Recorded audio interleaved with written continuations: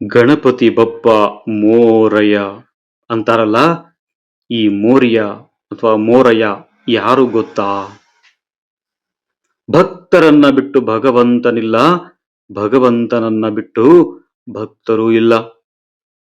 ಒಬ್ಬ ಭಕ್ತ ಅವನನ್ನ ಸ್ಮರಿಸಿದರೆ ಇನ್ನೊಬ್ಬ ಭಕ್ತ ಅವನನ್ನ ದ್ವೇಷಿಸ್ತಾನೆ.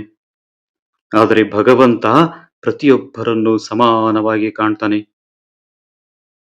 ಮೋರ್ಯ ಗೋಸಾವಿ. ಮೋರ್ಯ ಎಂಬ ಹೆಸರಿನಲ್ಲಿ ಕರೆಯಲ್ಪಡುತ್ತಿರುವಂತಹ ಹಿಂದೂ ಧರ್ಮದ ಗಣಪತೀಯ ಪಂಥದ ಪ್ರಮುಖ ಸಂತ. ಈ ಸಂತರನ್ನ ಭಕ್ತಾದಿಗಳು ಪ್ರವಾದಿ ಎಂದು, ಗಣೇಶನ ಪರಮ ಭಕ್ತನೆಂದು ಆರಾಧಿಸ್ತಾರೆ. ಮೋರ್ಯ ಗೋಸಾವಿಯವರ ಬಾಲ್ಯದ ಹೆಸರು ಮೋರ್ಯ ಭಟ್ಟ. ಬಾಲ್ಯದಲ್ಲಿ ಅನಾರೋಗ್ಯ ಪೀಡಿತರಾಗಿರುವಂತಹ ಬಾಲಕನನ್ನ ಅವರ ಮನೆತನದ ಗುರುಗಳು, ಆಯುರ್ವೇದ ಪಂಡಿತರು ಆಗಿರುವಂತಹ ನಾರಾಯಣ ಭಾರತಿ ಗೋಸಾವಿಯವರು ಆಯುರ್ವೇದ ಔಷಧಿಗಳನ್ನ ಕೊಟ್ಟು ಉಪಚರಿಸಿದರು. ಅವರ ಸಲಹೆಯಂತೆ ಬಾಲಕನ ಹೆಸರನ್ನು ಗೋಸಾವಿ ಎಂದು ನಾಮಕರಣ ಮಾಡಿದ್ಮೇಲೆ ಕ್ರಮೇಣ ಅವನ ಆರೋಗ್ಯದಲ್ಲಿ ವೃದ್ಧಿಯಾಯಿತು. ಸಂತ ತುಕಾರಾಮ್ ಮಹಾರಾಜರು ಮೋರ್ಯ ಗೋಸಾವಿಯವರಿಗೆ ತಮ್ಮ ವಂದನೆಯನ್ನ ಸಲ್ಲಿಸಿರುವರು. ಚಿಕ್ಕ ವಯಸ್ಸಿನಿಂದಲೂ ಮೋರ್ಯರು ಅಂತರ್ಮುಖಿಯಾಗಿರುತ್ತಿದ್ದರು.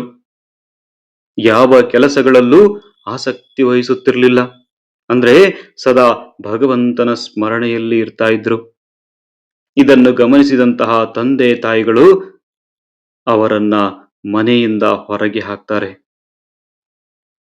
ಮನೆಯಿಂದ ಹೊರಗಿನ ಪ್ರಪಂಚಕ್ಕೆ ಕಾಲಿಟ್ಟಂತಹ ಮೋರ್ಯರು ತಮ್ಮ ಗೆಳೆಯರ ಜೊತೆ ಮೋರ್ಗಾಂವ್ನ ಹೆಸರಾಂತ ಗಣಪತಿ ದೇವಸ್ಥಾನಕ್ಕೆ ಹೋಗ್ತಾರೆ.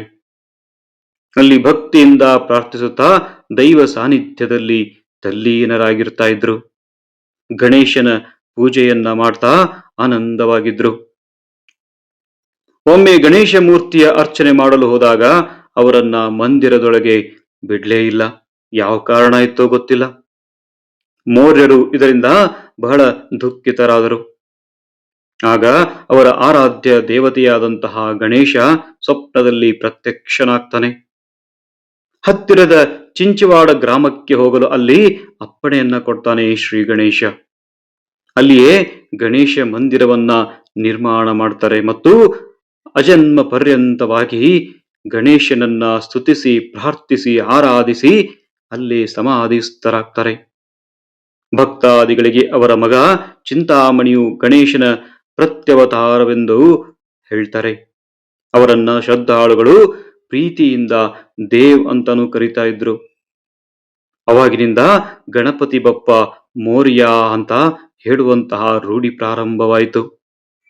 ಈ ಪದ್ಧತಿ 5 ತಲೆಮಾರಿನವರೆಗೂ ಇದ್ದು ಇಂದಿಗೂ ಅದೇ ಹೆಸರು ಭಕ್ತಾದಿಗಳ ಮನಸ್ಸಿನಲ್ಲಿ ಚಿರಸ್ಥಾಯಿಯಾಗಿ ಉಳಿದಿದೆ. ನೀವು ಒಂದ್ಸರಿ ಹೇಳಿ, ಗಣಪತಿ ಬಪ್ಪ ಮೋರಯ್ಯ, ಗಣಪತಿ ಬಪ್ಪ ಮೋರಯ್ಯ, ಗಣಪತಿ ಬಪ್ಪ ಮೋರಯ್ಯ. ಬಂಧುಗಳೇ, ಈ ಗುರುಸೇವಕನ ಯೂಟ್ಯೂಬ್ ಚಾನೆಲ್ ಅನ್ನ ಈವರೆಗೂ ಸಬ್ಸ್ಕ್ರೈಬ್ ಮಾಡ್ಕೊಂಡಿಲ್ಲ ಅಂದ್ರೆ ಕೂಡಲೇ ಸಬ್ಸ್ಕ್ರೈಬ್ ಮಾಡ್ಕೊಳ್ಳಿ, ಲೈಕ್ ಮಾಡಿ, ಕಮೆಂಟ್ ಮಾಡಿ ಮತ್ತು ತಪ್ಪದೆ ಇತರರಿಗೂ ಶೇರ್ ಮಾಡಿ. ಸದಾಕಾಲ ಸಕಾರಾತ್ಮಕವಾಗಿ ಯೋಚನೆಯನ್ನ ಮಾಡಿ. ಶುಭ ದಿನ, ಶುಭವಾಗಲಿ ಬಂಧುಗಳೇ.